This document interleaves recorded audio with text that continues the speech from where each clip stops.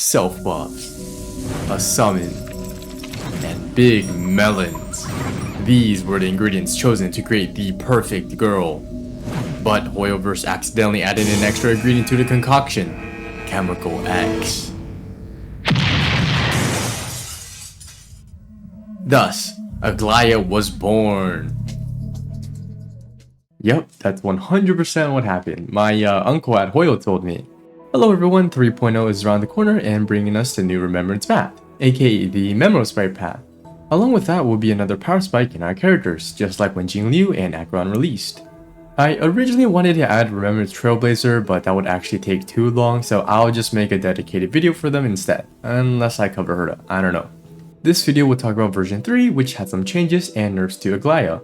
Due to the version 3 changes, she likely will be fighting for the second best DPS title because Big Herta got some big buffs to make her the strongest DPS in the game in my opinion. I don't want to go in detail for Herta, but she effectively functions like an Acheron with big nukes. She can have a similar multiplier to Acheron's ult via her enhanced skill, which isn't including her ult, which is another nuke. But while Acheron goes double nihility, Herta would go Irradiation Robin, and we all know how OP Robin is. With that out the way, I first want to give you the main important things to take away from this video. 1. Aglaea can be one of the strongest DPSs in the game if you have the right team and play it well, or borderline unplayable, so a high ceiling but a very low floor. 2. You basically need a Sunday or Huohuo. The biggest thing for Aglaea is her initial energy need and energy in general. I'll talk about her team comps later so you'll know if you have the right teammates. 3. She's like the opposite of Jingyuan in the sense that most of her damage comes from herself and not the summon. While Jingyuan and Lightning Lord is like a 30-70 split, Aglaea and her summon is like a 70-30 split in regards to damage. And lastly, you don't really build speed, just go crit. Because there are so many ways to go about her kit, I'll actually start with the TLDR on the Memosprite mechanics that Remembrance characters will have. I'll put the detailed findings in the description if you're curious though. Firstly, Memosprites count as individual entities, which mean that single target buffs will either be on the summoner or the Memosprite. This goes for healing as well. Both cannot get the buffs simultaneously unless it's Sunday or a team-wide buff like Robin or Dance Dance Dance. For Aglaea, you generally will be buffing her and not the summon. Next is that they copy your out-of-battle stats from the summoner besides speed and HP. Her summon speed and HP will be dependent on the talent's level. Next, summons can die, which reset their stacks or progress, so as such, don't let them die. And lastly, summons can generate energy when they take damage. This means that Remembrance characters generally will generate more energy, but this seems like it's balanced by how they have a high ult cost. These summons are also not considered follow-up attacks like Lightning Lord or Numbi. I assume this will be the case unless they explicitly state it for a future character. Understanding that, we'll actually start with the Memosprite Garmentmaker first because it's like the enabler of Aglaea. Looking at her talent, Rosy Fingered, we can see that Garmentmaker starts with 35% speed of Aglaea's base speed, which is set at 102, which means that Garmentmaker should have 35.7 base speed. Aglaea's Light Cone gives 12 base speed, which would have her sit at 114 and her summon at 40. This was nerfed from version 2 as it used to sit at a flat 40, but this nerf isn't too impactful, and for the video I will just use 35 for simplicity's sake. Garmentmaker also has 66% of Aglaea's max HP plus 720. Because Aglaea has slightly higher than average HP, assuming she sits around 3000, this lets her summon sit around 2700 HP, which is average for many 4-star DPSs or squishy 5-stars. This just means you don't need to worry too much in regards to keeping them alive. Also, here are her base stats and traces. The only thing to know is that her attack is the 7th highest in the game, tied with Jingyuan. Back to her talent. When Aglaea attacks, she also inflicts something called Same Stitch, which if the summon attacks, it gets an additional 30% to the multiplier. This extra 30% was added in version 3 and is a pretty nice buff. Looking at Garmentmaker's attack, it attacks in a blast pattern and has a total multiplier of 242. But if you have Steam Stitch applied to 3 targets, this is increased to 332, which is a 37% damage increase from version 2. The summon did lose 30% damage bonus from version 3 due to a trace which got changed, but regardless, this is still a buff. Version 3 also nerfed its toughness reduction to half, which kinda sucks, but it isn't the biggest deal. For every attack, this will generate 10 energy for Aglaea, which is nice until you see that she has a 350 ult cost. But we'll tackle that later. Let's talk about speed. 35 is really slow, less than even Lightning Lord at 60. But don't worry, this will get kinda resolved with Garmentmaker's talent. Its talent has them increasing their speed every time they hit an enemy that Aglaea marked with Steam Stitch. Their speed increases by 50, stacking up to 6 times, which means at talent level 10, they can have 335 or 340 speed, which is a lot. This was nerfed in version 3 as it used to give 60 per stack, which means that Memo used to give 400. This sucks for multiple reasons: less damage, less energy, and less buffs, as you'll later see. Aglaea's technique, Meteoric Thunder, also speeds up the process as it will summon Memo to get the initial attack at the start of battle. Thus, it'll start off 85 speed, not 35. But regardless, without the right action advance shenanigans like Sunday or Robin, building this can be a real pain and take way too long. This was also buffed in version 3, where it now gives 30 energy at the start of battle, which means Aglaea starts with 215 energy out of 350. This is a really big change as it lets you ult with Aglaea much more consistently at the start and not rely on enemy hits to get her first ult, though she still will need Ho-Ho or Sunday's ult, or if you're playing with Robin and Remembrance MC and get hit a lot. Let's look at Aglaea's talents. For Trace 2, the Last Thread of Fate states, when Garmentmaker disappears, you get to keep 1 stack of the speed boost, and when Garmentmaker is summoned again, you gain another. As you can see here, Garmentmaker is destined to disappear and lose all its speed stacks, which is due to the ult. Though I won't get to the ult quite yet, just know it's super important because big self buffs and access to enhanced attacks. While this trace is a must for Aglaea, we actually don't want to utilize this trace as we ideally never have Garmentmaker disappear. But if it does, it will give Aglaea 20 extra energy due to its talent, Bloom of Drying Grass. The question is how to keep your speed stacks, but we'll figure that out next time on Dragon Ball Z.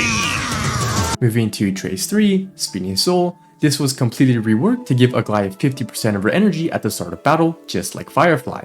This used to be a 30% damage bonus to Garmentmaker, but as we saw earlier, this was compensated by the multiplier buff.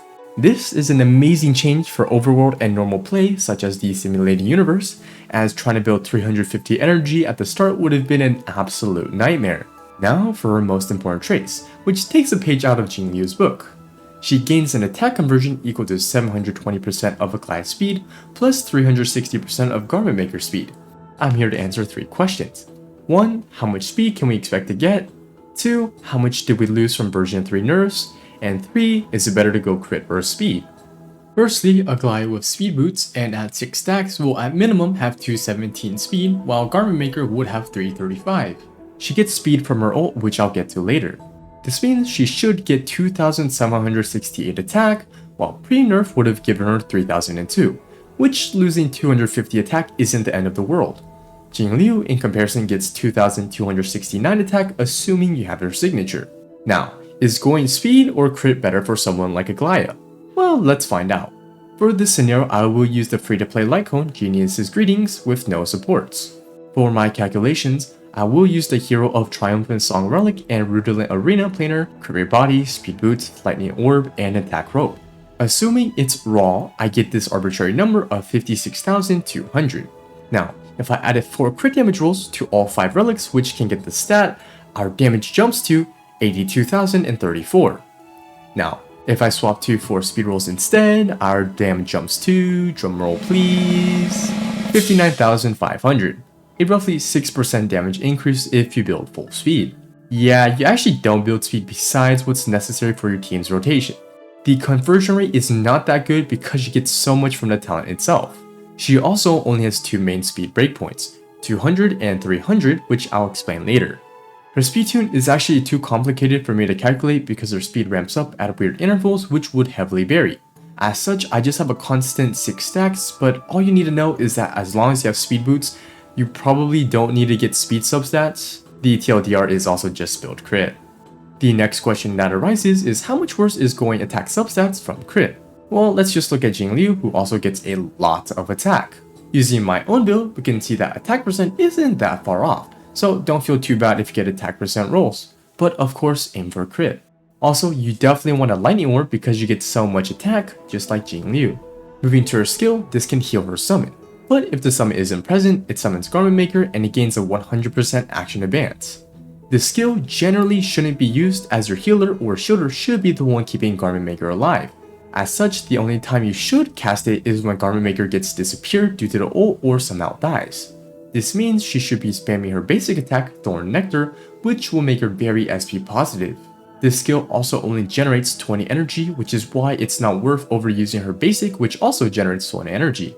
Garmentmaker also has his talent called Speeding Summer, which also gives action advance, but it's kind of redundant. This now only leaves her ultimate and her enhanced skill.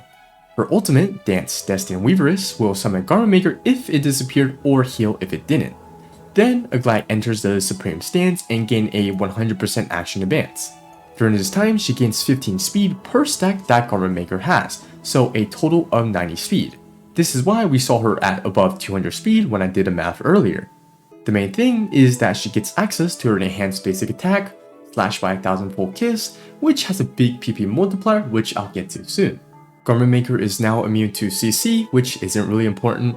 Now what is how there is now a countdown set at 100 speed, which when it takes its turn, Aglaea will exert her enhanced state and Garmentmaker commits the unalive, losing most of the speed stacks but keeps some due to the talent Last Thread of Fate.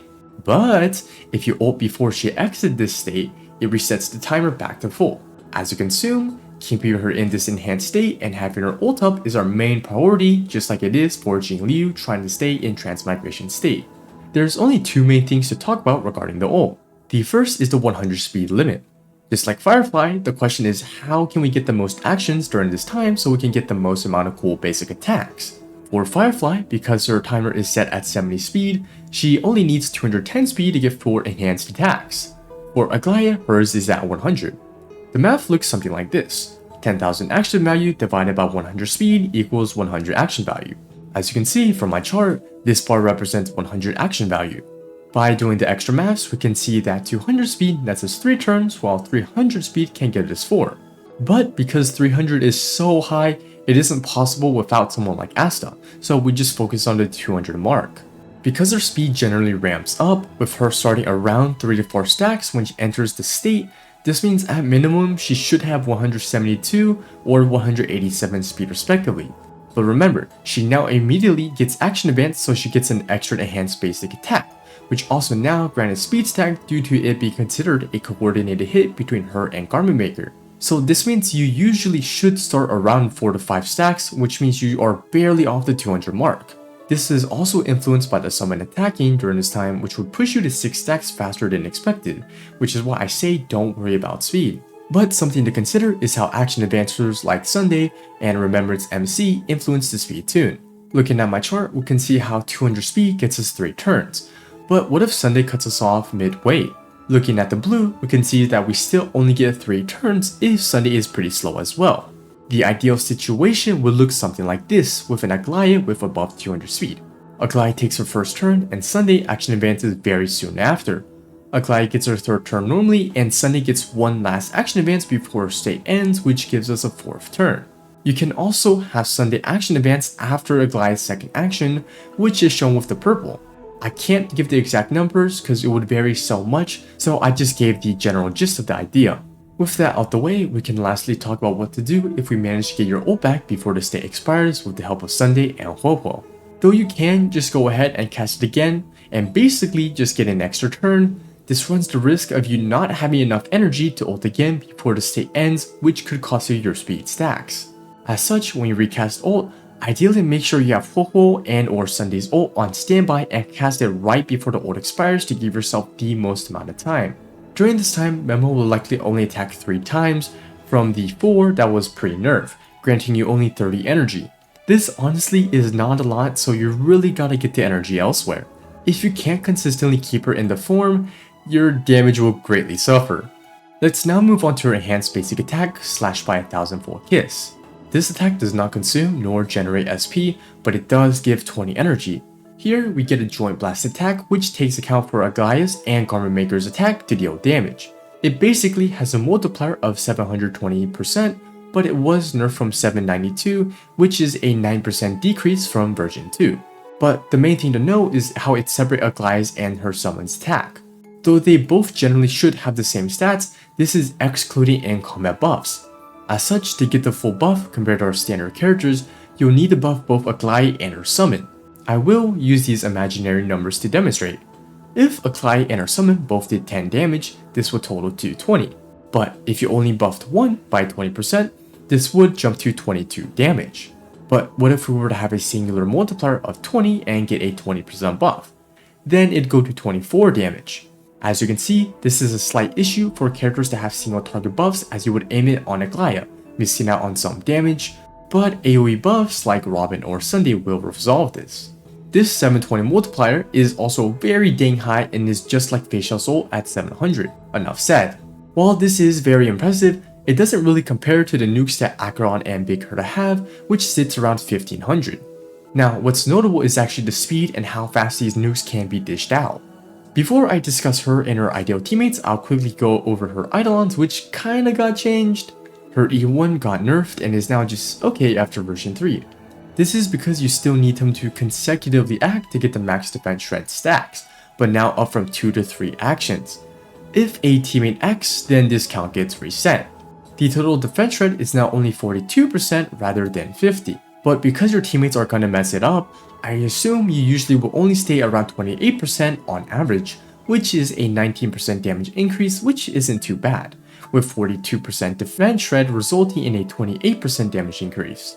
E2 and E4 got swapped around, which I honestly think is a good change in my opinion after her nerfs. E2 now grants a 8% vulnerability to enemies with Seam Stitch, which is just an 8% damage increase. But the main thing is how it now grants 20 more energy per attack from the duo. This is fantastic as it greatly lessens her energy load. Assuming that we do 6 total attacks during her enhanced state, we should get an additional 120 energy from the 90 we normally get. E4 now grants an additional speed stack, with Aglaea's basic normal attack also now grant her speed stacks. This basically just helps ramp up Aglaea and Garmentmaker speed, granting her slightly more attack, but you still wouldn't have hit 300 speed regardless. E6 also got a change, which went from increasing her attack after an action advance to getting universal damage increase. But with that, we have gone through her entire kit, so now I'll talk about my thoughts about the character and some other stuff. Aglaea right now is pretty dang strong, simply because she has some of the biggest numbers as of this moment, not because she's Remembrance, because as you know, Garmentmaker isn't doing a majority of the damage. She's a lot like Jingliu in the sense where they gain a lot of attack, a ridiculous amount of stacks, which in Jingliu's case is crit rate while Aglaea gets speed, and you try to keep both in their enhanced state. Her kit only contains speed and attack self buffs, which means you just need to build her crit and with damage bonus. In regards to teammates, just like Jingliu, you ideally find someone who gives them more crit damage and damage bonus. True damage buffs with Remembrance Trailblazer will also be great as she already gets so much attack, with the other support ideally providing the damage bonus or crit. As of this moment, she pairs perfectly with the 3 supports in the game, that being Robin, Sunday, and Huohuo. Just like Jingliu when she was released with Bronya and Pela, they will start with their best teammates possible. This is good, but as we know, Jingliu hasn't really aged that well as opposed to other characters, so who knows, maybe Aglaea gets the same treatment too. Speaking of teammates, let's look at my tier list of characters she needs. It's actually a pretty small pool, but basically you either need a Sunday or Huohuo, as a 20% energy gives Aglaea 70 energy, which is pretty huge as you'd expect. After that, Robin is great because Aglaea and her summon should attack many times, charging Robin and dealing a lot of damage from Robin's bonus damage. Remembrance MC brings true damage to the equation, which while very strong, only lasts 3 turns. While Aglaea generally should only get 3 to 4 enhanced attacks, she can get a lot more if you could chain Aglaea ults together, which means the 3 turns is not a lot. Oh, and Remembrance MC also has an action advance. Moving to our last resorts, we have Ting Yun, whose 60 energy and Dance Dance Dance is great. Because her buffs last no time at all and is based on Aglaea's turn, she's mostly there for the energy. There's also Quid Pro Quo Gallagher, which can give 16 energy of proc, but yeah, it's not a lot when the energy cost is 350. The next thing to discuss is how Aglaea ramps up. Her weakest state is in the beginning when she's not in her old state. Because Garmentmaker is so damn slow at the start, without something like Sunday or Robin, getting those speed stacks can be an absolute pain in the butt and easily take a few cycles, which is not viable in our endgame modes. Not to mention getting her ult in the first place, which takes 135 energy. Aglaea could be considered backloaded damage, which follow up and break is too, but they perform just fine. unlike a certain playstyle. This is because the flow of battle, as I'll call it. Let's look at my chart. In MOC, there are usually 2 waves, with the first wave often being elites and much weaker than the second wave. For most teams, they often burn through all their ults and skills trying to clear the first wave as fast as they can, which Acheron and follow-up teams both experience. Seeing how most hyper carries also now use Robin, they have a similar flow as follow-up, so just know they're also lumped in with blue. As such, this leads to a big drought in energy and damage when starting the second wave, which subsequently has the team building energy for a decent bit of time to deal damage again. For Aglaea, while most teams are out of juice during the start of the second phase, Aglaea should be going burr. But as you can see, depending if you can or cannot cast her ult before her stance ends, will greatly determine how your round goes. And for the final thing, how does she compare to Acheron and Jingliu? TLDR, a decent bit more damage, but not a must-pull if you've already heavily invested in Jingliu and Acheron. Though seeing how Jingliu and literally every other hypercarry uses the exact same team, you could just pull her and slot her in. Though Aglaea is a solid pick if you have the right teammates, in my opinion for 3.0, if you want a DPS, going Herta is probably the way to go. And that's it for the video. If there's any big changes or mistakes that someone pointed out, I may have a pinned comment going over it, so keep that in mind. I apologize that it's been 3 weeks since my last video, but that's just how finals be.